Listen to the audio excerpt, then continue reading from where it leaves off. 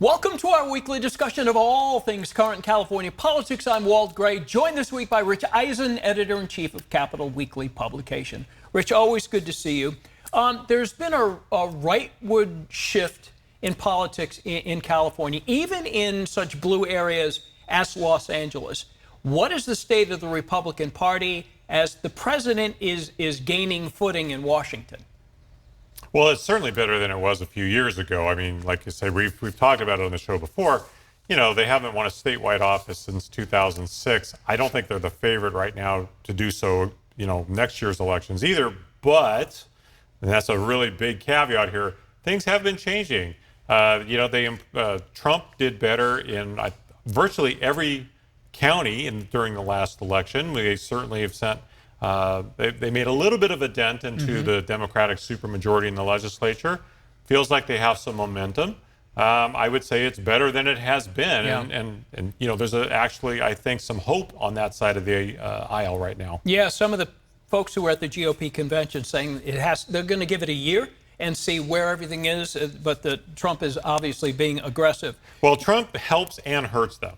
That's the thing. We'll see how much it hurts them with the people who are, in the middle or not in either party. Yeah. Because that's still the biggest part of the electorate here.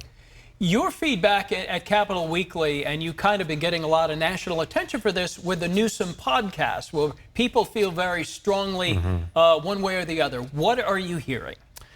They definitely feel strongly, mostly the other, I guess. I struggle to see how this has helped Gavin Newsom. I think a lot of people... I think could make a very legitimate argument. If you really wanted to have conversations with the other side of the aisle, there are 30 Republican lawmakers in our own legislature that would love to have been able to sit down on your podcast. Now, obviously, that was not his point. He wanted to raise the national profile. A lot of the respondents from both Republicans and Democrats have felt very strongly that this is him trying to position himself for, running for president. That feels obvious.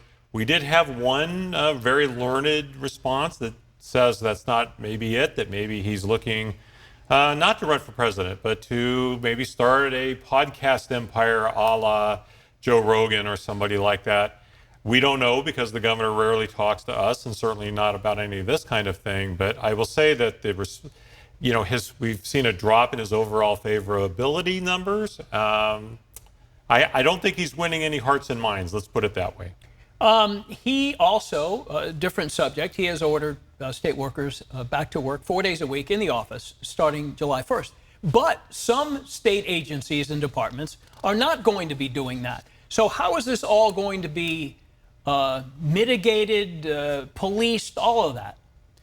Man, that is a good question. Well, we don't know. I mean, at the end of the day, I think right now, what a lot of the agencies are saying is we're not equipped to bring everybody back that fast. Again, they've made changes. They've downsized office buildings. You can't move a battleship just in an instant. And I think that's what a lot of the state agencies are saying. You're asking us for something we cannot do that quickly. Yeah, well, that seems to be, it's going to be happening piecemeal.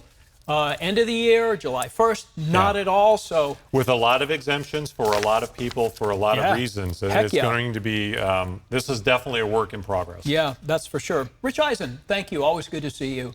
If you'd like to reach out to Rich, you can do so. Rich.Eisen@capitalweekly.net.